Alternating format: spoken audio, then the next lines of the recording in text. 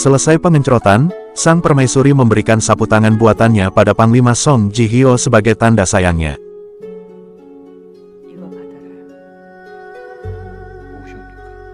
Lalu sang permaisuri juga ingin bertemu di sini lagi besok saat tengah malam.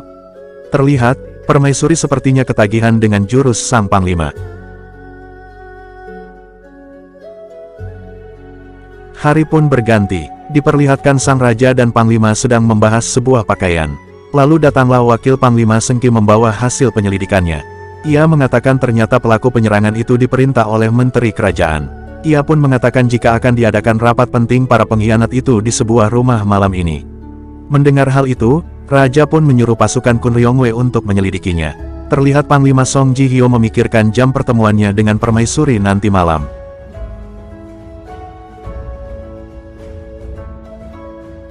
Scene beralih ke sebuah rumah. Terlihat para menteri sedang membicarakan tentang penggulingan tahta raja, dan mereka masih perlu lebih banyak dukungan dari berbagai pihak. Dan terlihat di sana Panglima Song Ji Hyo beserta anak buahnya sedang mengintip percakapan mereka.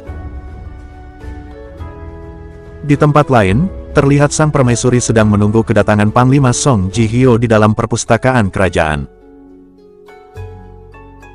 Panglima yang ingat dengan permaisuri, ia pun bergegas menemuinya. Karena penyelidikan itu, membuat Panglima Song Ji Hyo terlambat menemui permaisuri. Hingga saat Panglima sampai di perpustakaan, sang permaisuri sudah tidak lagi berada di sana. Hari pun berganti, scene beralih ke tempat sang raja. Terlihat ratu bersama adiknya sedang meminta izin pada Raja Goryo, untuk pergi beberapa hari dalam rangka menghadiri acara ulang tahun keponakannya. Dan Raja Goryo mengizinkan. Terlihat permaisuri berjalan melewati Panglima Song Ji Hyo dengan tatapan penuh rasa kecewa, karena Panglima Song Ji Hyo tidak datang ke perpustakaan tadi malam. Scene beralih, terlihat raja yang sedang membelikan kuda untuk panglimanya, dan menyuruh anak buahnya memanggil sang panglima untuk melihat kudanya. Di tempat lain sang panglima justru sedang menerobos masuk kamar sang permaisuri. Jelas, kedatangan panglima ke kamarnya membuat permaisuri dan asistennya terkejut. Lalu permaisuri pun menyuruh asistennya untuk menunggu di luar kamar. Permaisuri yang hendak bertanya, namun, Panglima langsung menerkam sang permaisuri hingga terjadilah pengencrotan dadakan yang tak terhindarkan. Hingga suara merdu desahan sang permaisuri membuat asistennya panik. Scene berpindah ke tempat raja. Di saat Panglima dan permaisuri sedang asik-asiknya bercocok tanam, sang raja masih menunggu kedatangan Panglima di tempat penjual kuda hingga larut malam. Kembali ke tempat permaisuri, Song Ji dan permaisuri telah selesai bercocok tanam. Lalu terjadi percakapan di antara mereka. Permaisuri mengaku sejak dulu ia selalu memandang rendah Panglima Song Ji. Ratu merasa cemburu karena Raja Goryo lebih sering memperhatikan Panglima Song Ji dibanding dirinya. Namun saat ini, permaisuri mengakui kalau dia mencintai Panglima. Scene pun beralih. Terjadi percakapan antara wakil Panglima Sengki dengan Raja Goryo. Sungguh hal yang tak terduga. Sang wakil Panglima bertanya, kenapa Tuan Raja hanya menyukai ketua Song Ji? Wakil Panglima Sengki juga mencoba merayu Raja agar bisa wik-wik bersamanya. Ini dilakukannya untuk menggeser posisi Panglima Song Ji, namun sialnya ia malah mendapat malu karena sang Raja menolak mentah-mentah tawarannya. Lalu scene berganti, terlihat Panglima Song Ji masuk ke kamarnya. Panglima terkejut melihat sang Raja sudah menunggu kedatangannya. Raja bertanya, kemana saja kau sejak kemarin malam? Song Ji menjawab, dia seharian membaca buku strategi perang di perpustakaan. Lalu scene berpindah, terlihat sang raja menantang panglimanya untuk bertarung. Awalnya Panglima menolak, lalu dengan sedikit provokasi dari raja, akhirnya Panglima mau melawan raja walaupun masih ada keraguan di dalam hatinya yang akhirnya membuat dia kalah. Di sini kita bisa melihat bahwa sang raja sudah mulai curiga dengan kesetiaan panglimanya yang akhir-akhir ini berubah. Lalu scene berganti, terlihat para menteri yang berkhianat, sedang melakukan rapat di sebuah ruangan. Kali ini, mereka sudah mendapat banyak dukungan untuk menggulingkan tahta Raja Goryo. Terlihat para partisipan menulis nama mereka di sebuah gulungan sebagai tanda keikutsertaan mereka. Bahkan sang adik permaisuri yang bernama Lord Taeahan pun turut serta di dalamnya. Lalu setelah rapat itu selesai, terlihat dua orang pembawa gulungan yang berisi nama para pengkhianat itu sedang melintasi ladang, lalu tiba-tiba pasukan Kun Ryongwei berhasil mengepung dan membunuh keduanya. Lalu diberikanlah gulungan itu kepada sang raja. Mengetahui hal itu, Raja pun langsung memerintahkan Panglima Song Ji dan seluruh pasukan Kun Ryongwei untuk membantai seluruh pengkhianat itu di sebuah acara jamuan kerajaan yang akan digelar oleh Raja.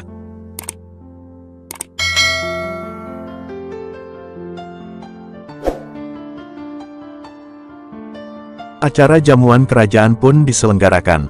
Setelah para pengkhianat berkumpul, lalu Raja pun memerintahkan agar semua orang yang terlibat pengkhianatan dibunuh di dalam acara itu.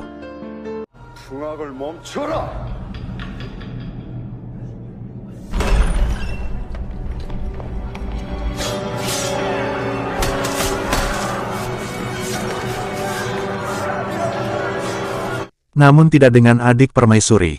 Panglima Song Ji yang mencintai permaisuri, lalu ia membuat jalur pelarian untuk adik permaisuri pulang ke Yuan. Namun sialnya hal itu diketahui oleh wakil Panglima Sengki, lalu sang wakil pun membunuh adik permaisuri dan membawa kepalanya pada Raja agar Raja terkesan. Namun sang Raja malah tidak memperdulikannya. Merasa malu, lalu sang wakil berkata, kalau Panglima Song Ji membiarkan adik permaisuri kabur. Dan ucapan itu berhasil membuat sang Raja sangat kecewa pada Panglima Song Ji Hyo. Di tempat lain, permaisuri menemui Panglima Song Ji, ia menanyakan apakah benar adiknya telah dibunuh, lalu Song Ji yang merasa telah menyelamatkan adiknya pun mengatakan bahwa adik permaisuri sudah ia pulangkan ke Yuan. Scene pun berpindah, terlihat di sebuah ruangan, Raja, permaisuri, dan Panglima sedang melakukan rapat terkait tanggal bulan madu yang akan diadakan. Namun secara mengejutkan, kali ini sang Raja menyuruh permaisuri untuk melakukan wik-wik dengan wakil Panglima Sengki. Sontak itu membuat permaisuri sangat marah. Kali ini ia merasa Raja telah benar-benar mempermalukan dirinya. Lalu scene berpindah, terlihat Panglima sedang melamun, lalu tiba-tiba permaisuri datang menemuinya. Permaisuri mengajak Panglima Song Ji untuk kabur dari istana lalu hidup bahagia bersama permaisuri di Yuan. Namun Panglima Song Ji yang merasa telah dibesarkan dan dirawat dengan baik oleh Raja, membuatnya menolak ajakan sang permaisuri. Scene berpindah ke tempat Raja. Panglima yang merasa Raja sudah mengetahui kesalahannya, lalu di sebuah tepi danau, Panglima Song Ji menemui Raja. Ia mengakui segala perbuatannya dengan sang ratu di belakang Raja, lalu ia meminta agar Raja segera membunuh dirinya. Namun Raja tak melakukannya, karena Raja berharap Panglima bisa kembali dalam pelukannya. Lalu Raja pun meninggalkannya di tepi danau itu hingga 2 malam berlalu, namun Panglima Song Ji tak beranjak dari tempat itu. Scene beralih ke kolam tempat pemandian permaisuri. Permaisuri yang merasa cintanya bertepuk sebelah tangan, lalu ia pun mencoba bunuh diri dengan mengiris urat nadinya. Namun untunglah permaisuri masih bisa diselamatkan. Scene berpindah, terlihat permaisuri sedang dirawat oleh seorang tabib. Disaksikan oleh Raja dan para pengawalnya, tabib mengatakan bahwa sang ratu telah hamil. Kondisi janinnya baru berusia beberapa hari. Sang Raja yang mendengarnya pun bingung harus sedih atau bahagia karena ia tahu dengan apa yang telah terjadi. Scene beralih ke sebuah ruangan, terlihat Raja sedang menginterogasi Panglima. Ia menanyakan apakah hubunganmu dengan ratu didasari hawa nafsu dari dalam hati. Panglima menjawab, iya. Lalu sang Raja menyuruh Panglima Song Ji Hyo untuk pergi berlibur beberapa minggu agar ia bisa melupakan sang permaisuri. Hari pun berlalu. Di kamar sang Raja, terlihat Raja Goryeo sudah memaafkan Panglima Song Ji Hyo. Dan Panglima berkata akan pergi berlibur besok. Lalu hari keberangkatan Panglima pun tiba. Saat hendak pergi, ternyata cuaca saat itu hujan.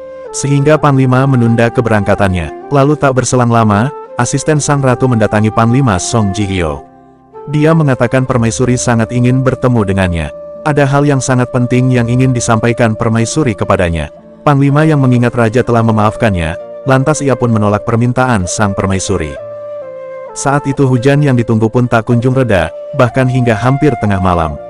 Panglima Song Ji kembali memikirkan perkataan asisten permaisuri, dan akhirnya Panglima Song Ji Hyo pun pergi ke perpustakaan untuk menemui permaisuri. Scene pun beralih. Di perpustakaan, Panglima Song Ji menemukan sang permaisuri yang sudah menunggunya. Di sana permaisuri memberitahu Panglima tentang kehamilannya. Ia juga mengatakan dia akan menggugurkan kandungannya daripada kelak anaknya akan dipaksa melupakan ayah kandungnya yaitu Panglima Song Ji Hyo. Lantas, Panglima pun menenangkan permaisuri. Diiringi suasana hujan, dan karena rasa cinta permaisuri pada Panglima yang menggebu, permaisuri mulai menggoda Panglima lagi dan akhirnya pengencrotan kembali terjadi di dalam perpustakaan.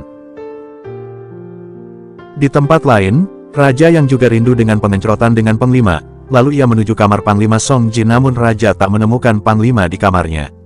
Karena Raja yang sangat merindukan pengencrotan bersama Panglima, lalu Raja pun terus mencoba mencari Panglima ke semua ruangan istana, hingga sang Raja mulai lelah mencari Panglima Song Ji. Lalu akhirnya Raja pun mengingat ucapan Panglima tentang buku strategi militer yang pernah Panglima baca seharian di perpustakaan. Sang Raja yang berpikir mungkin Panglima sedang membaca buku strategi militer, lalu Raja bertanya kepada penasehatnya, di mana letak buku strategi militer. Lalu penasehatnya pun menunjukkan lokasinya. Dan pada akhirnya, sang Raja dan pengawalnya memergoki Panglima yang sedang wik-wik dengan sang permaisuri di dalam perpustakaan.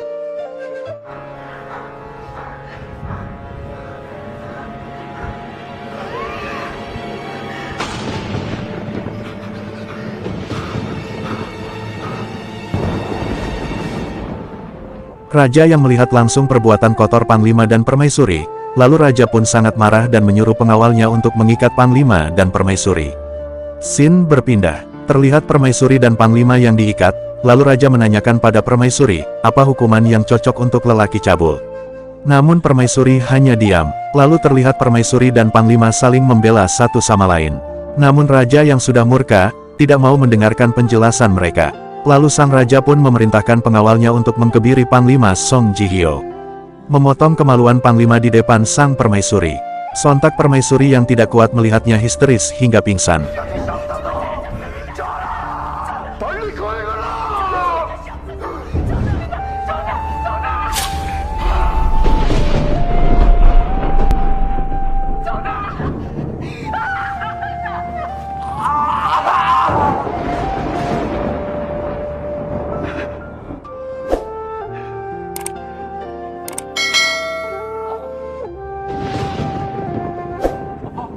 Hari pun berlalu, terlihat Raja sedang berbicara dengan wakil Panglima Sengki. Raja memerintahkan Sengki untuk membantai semua orang yang mengetahui kejadian memalukan ini. Sengki pun bersiap melakukannya. Lalu Raja menuju ke dalam penjara untuk melihat kondisi Panglima Song Ji Hyo di dalam penjara setelah dikebiri beberapa hari yang lalu. Terlihat di sini sang Raja juga mencoba membujuk Panglima Song Ji untuk kembali bersamanya dan memulai hubungan gay mereka seperti dulu. Bahkan Raja akan memberikan seluruh kerajaannya jika Panglima Song Ji mau melupakan permaisuri lalu kembali menjadi kekasihnya. Panglima Song Ji Hyo yang masih merasa tak percaya dengan apa yang telah menimpanya, masih tak mau mendengarkan perkataan Raja. Di tempat lain, sang permaisuri menyuruh asistennya untuk ikut Han Baek kabur bersama Panglima Song Ji Hyo dari istana ini. Karena Han Baek pernah diselamatkan Panglima Song Ji Hyo dari hukuman mati di awal cerita, membuat Han Baek bersedia membantu membebaskan Panglima. Keesokan harinya pada malam hari, diperlihatkan pasukan wakil Panglima sedang membantai orang-orang yang mengetahui perselingkuhan Panglima dengan permaisuri. Lalu Han Baek dan satu rekannya yang sudah menerima surat perintah dari permaisuri, ia langsung bergegas membebaskan Panglima Song Ji dari tahanannya. Panglima bertanya di mana sang permaisuri. Han Baek menjawab, permaisuri sudah bersama kami.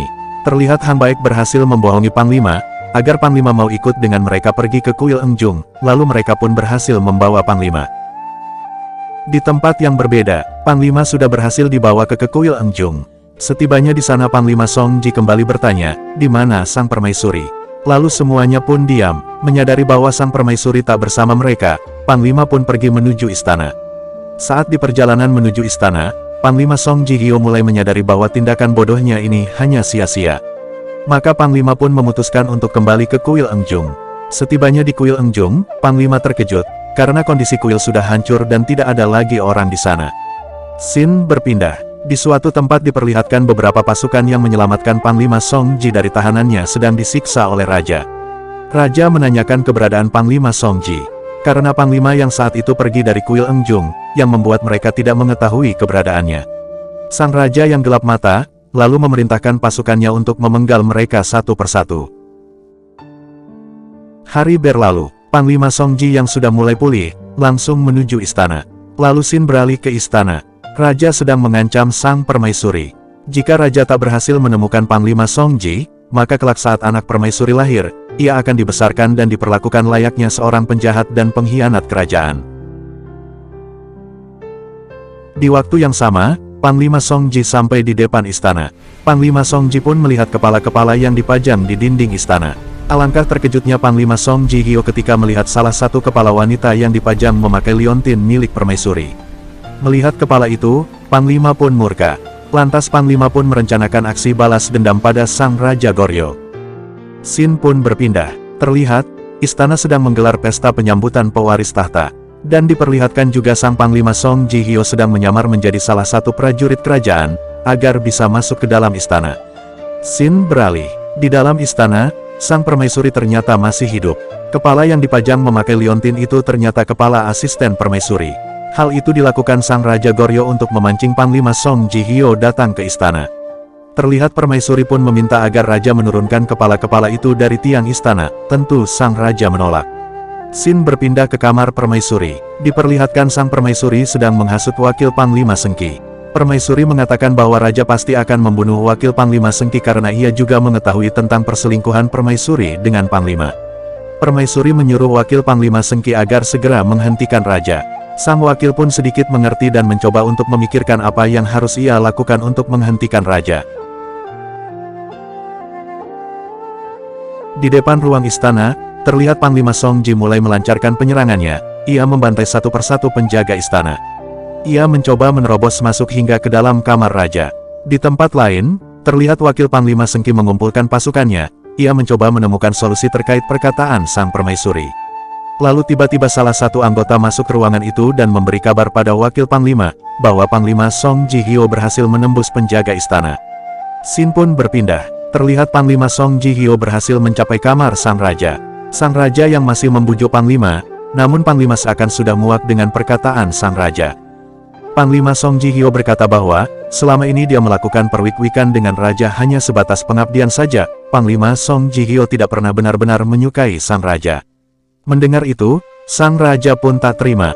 Lalu terjadilah perkelahian antara Panglima Song Ji Hyo dengan Raja Goryo.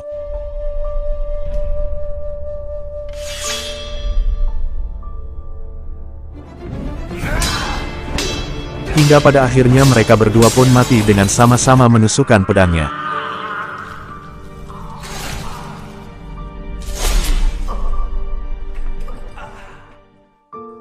Di tengah sekaratnya, Panglima Song Ji Hyo terkejut melihat permaisuri yang masih hidup. Karena sebelumnya ia mengira permaisuri telah mati oleh Sang Raja. Dan sejenak ia melihat Raja Goryo dengan tatapan rasa bersalah. Melihat Panglima Song Ji Hyo masih hidup, lalu wakil Panglima Sengki pun menusukkan pedangnya ke Panglima Song Ji Hyo di depan permaisuri hingga membuat Panglima tewas. Dan cerita pun tamat.